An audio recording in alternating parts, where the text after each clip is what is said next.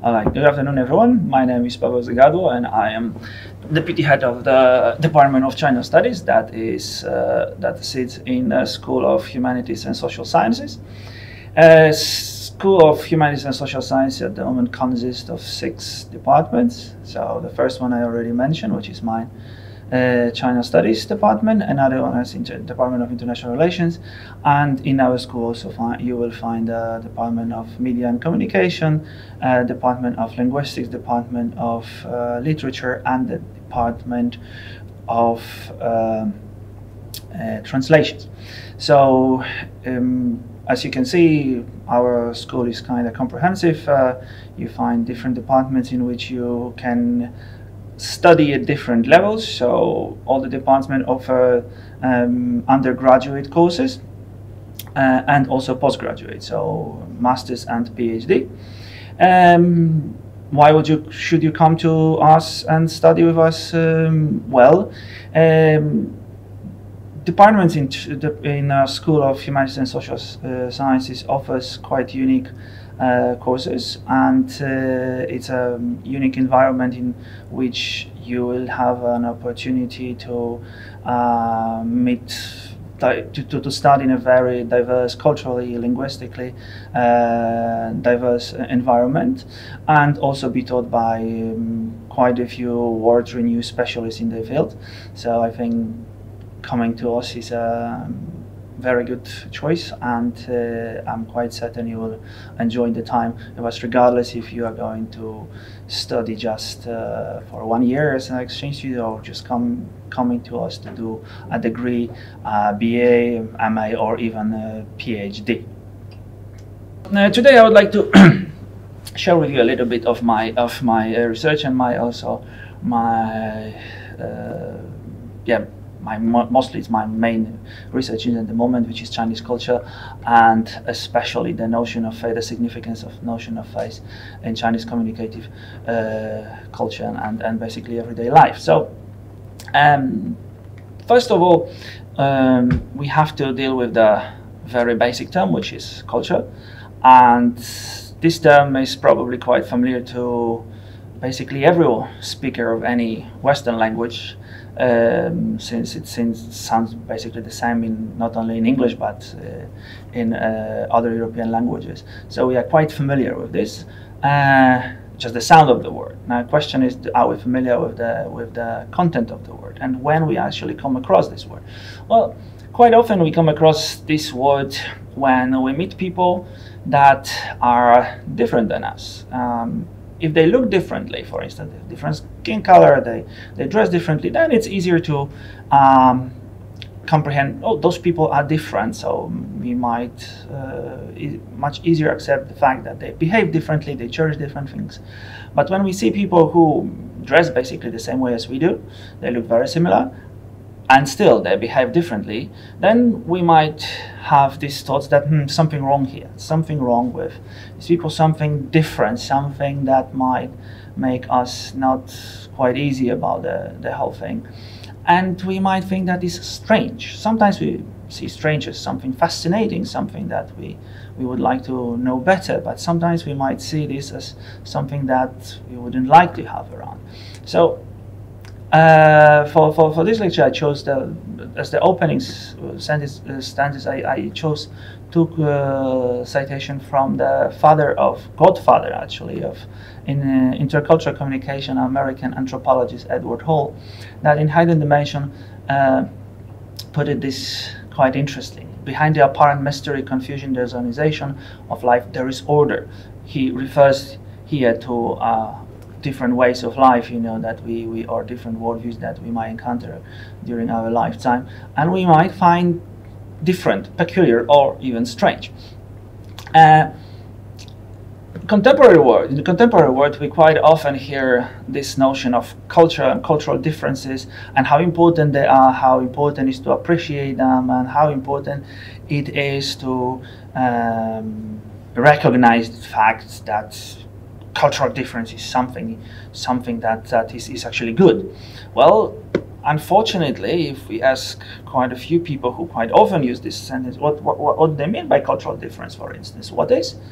the culture and what is actually that the difference that they are talking about, they might not be quite certain, not necessarily know what is it. So quite often we are faced with a situation, people talk a lot about the things that they don't really know how to operationalize, how to use, and they don't really they don't have to actually have any specific things in mind. So the second quote here I think is quite important, that simple talking about cultural differences, how we must respect or cherish them, is a hollow cliche, and that what we try to do today is to make this thing a little bit less hollow by focusing on one specific instance of what we would call culturally specific behavior, or culturally specific values, or cultural pattern, depends from what perspective I approach the topic.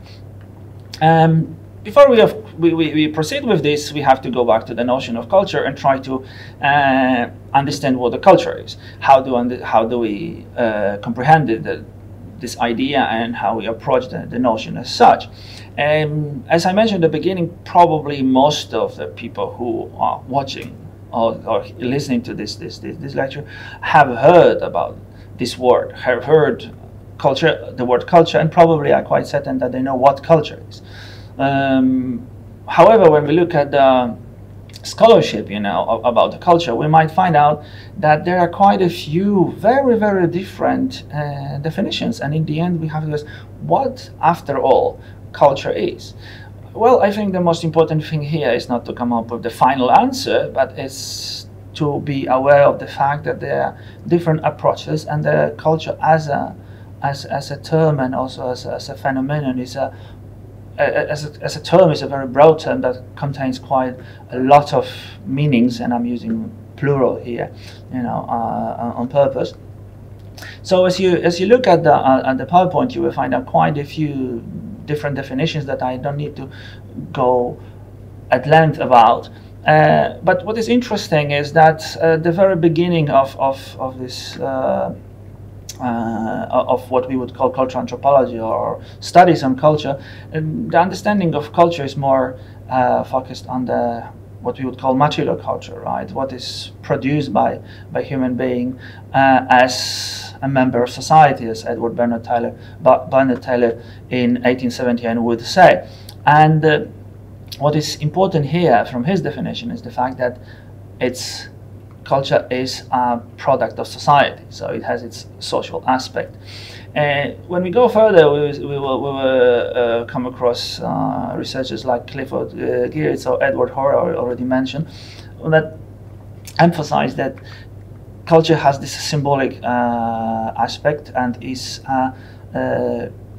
culture is a system on certain concepts or certain values that are being transmitted through specific means of communication. So in the end, Edward Hall would come up with this conclusion that the culture is a communication. So basically what is most important about the culture is about the way people communicate about the specific values and specific notions.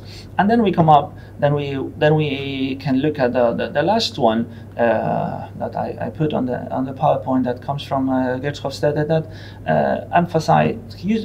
uses the very specific and probably readable to many of you metaphor of program, of software. So and say culture is a collective programming of the mind that distinguishes the members of one group or category of people from others. So here we can have quite a few questions about the whole notion. So if we follow this Hofstede's trait, we might be asked, or maybe ask the question, well, if culture is the program, so are we really just products of the society? Where is the place for the individuality? Where is the place for me as an individual being that makes her own choices? And many anthropologists or cultural psychologists are quite aware of this, including Hofstede and his co-associates. So that's why they put forward this pyramid, in which they try to explain how they see the personality of a human being, or the self of a human being. So they divide into three spheres. When the basic one is the human nature, and the second one is culture, and the top of this is personality. What is important here is that this is the answer to this dispute between two camps of philosophers or scientists of self, as you would like to put it. This is the discussion between determinists and voluntarists. So determinists would say we are somehow determined by our choices, or our behavior is to a large degree or even mostly decided or determined by certain factors that we do not entirely control. When the voluntarist would say, well, what matters in the end is our own decision, the will, as let's say Schopenhauer would say, or even Nietzsche. What they try to say here is just saying that, well, these two things are not necessarily excluding each other. So we are determined by our biological nature that we share. Basically, we might be different in a way that we have different skin color or different hair color or eye color, all these kind of things. But in the end, we biologically very quite similar, and also we have similar tendencies. So, for instance, regardless where the kid is born, this is a common expression. For instance, smile is a common expression that you can observe from the kids that enjoy certain things or experience the pleasure, and the tears and cry from those who are being who experience something unpleasant. And the culture basically is what we learn from the society, and the mixture of culture, or inherited nature, and learned values. That's what contributes to a large degree to what we call our individuality, which is personality that is somehow inherited, as they put it, but also learned. So now, after this very long background, I would like to make a few very basic, comments about this background of Chinese culture that we are going to talk about. We already know a little bit about the culture, and now we try to understand a little bit about the Chinese culture and about the factors that shaped its specific nature. So as I mentioned, everything is kind of changing, but it's changing according to specific logic, right? The specific here means, the previous experience, the certain values that might be denied validity, but they can be still somehow influential. So when you look at the China at the moment, for instance, it's a very complicated situation because, first of all, it's a country with thousands of years of history. As you can imagine, if you have thousands of years of history, then you have, on the way, you have different political systems, you have different philosophers or different politicians who were, influential, and they presented different ideas. But still, so every single element that I mentioned has a constant impact. Had an impact on the entire process. Another important thing here is, of course, vast territory. China, I think, at the moment is the fourth largest country in the world in terms of territory, after third or fourth. Sorry that I'm not. But anyhow, which means that we have people living in very different environments. For instance, I mentioned people in the south. It's always this some kind of, not prejudice, but this well-established belief that people in Asia eat rice, people in China eat rice. Well, it's true in the south of China, but not necessarily true in the north, and people prefer noodles. Why they do? Well, because it's simply geographical, conditions do not allow for having rice there, right? So you don't call it, what you have there is not rice, right? Again, there are different let's say ecological factors having impact on the whole story. If you are the north, you have a severe winters, snow and snowfall and this kind of things that you will never experience if you live in Guangdong in the south. And here comes another important element here, that China is, despite all you might think or seen or heard, it's very, very diversified in terms of population, in terms of ethnically and linguistically, very much diverse. It's not like all Chinese people in China speak the same Chinese language, for instance. Not people in China are the same Chinese, right? So official version of the story is that we have predominant Chinese Han majority with 55 minorities. How many minorities we actually have is another story, right? But as you can imagine, at least minorities, most of those minorities, they have their own languages, their own traditions, their own history. And what is even more fascinating is the fact that the so-called Han Chinese, there is one official language which is called Putonghua, and most of them actually speak this language.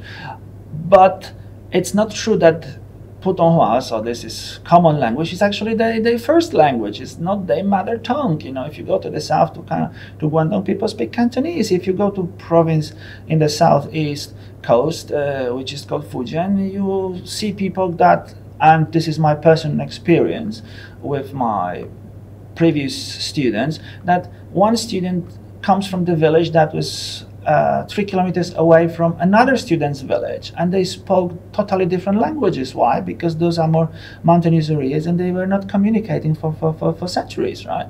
So this linguistic diversity and also ethnic diversity has a great impact, you know, what Chinese culture was, is, and will be. Just to conclude, there is this why the face is so important for 2 reasons, probably. The first one, as I told you, this is the element that was, is, and I would dare to claim will be a significant element of Asian, broader sense Asian culture, but especially Chinese culture.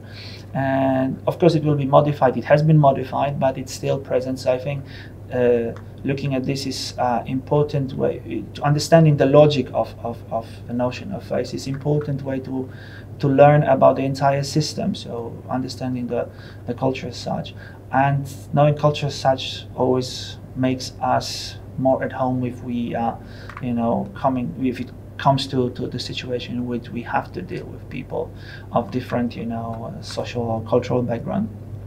And also face represents what we would call it's an element that has a great contribution to establishing one's identity, in this individual self, social self, correlational self. This, as I put it, there are 3 aspects, or you could say 3 approaches to the idea of self, and in different cultures we put more emphasis on different forms of self. In one culture you would say what really matters is who I am and what I like, but in others what matters, what really constitutes you as you, is the values that you learn from the society, from the environment around you. And there's another form another self that we could bring to stage is the correlational self. So the self that is much more dynamic, and it is connected with specific roles that you play in the society in different situations. So at certain, for instance, here I work as a lecturer at the university, right? So I have to fulfill certain obligation. I behave certain way, but when I go home, I behave differently because I have a family and I play a different role. So there is not necessarily multitude of selves in me, but there is a self that is being constantly negotiated through the roles that I'm playing, and with different situations in which I have to perform certain roles, and that applies to basically to everyone. Now the question, of course, is how you expect to fulfill your roles in this society, that society, in this or that culture. That might differ. Now, that might be different, and that's what make us unique, and at the same time fascinating to study. And I believe, just following Hofstede, as I mentioned at the beginning, as we do not have direct access to system values of people sitting across the table, we can observe people's behavior. We can make inquiry about the meaning of a certain behaviors, of the certain things that they cherish, and that's how we learn about their values. And as we learn about their values, we understand them better, and we can communicate with them more efficiently. Thank you.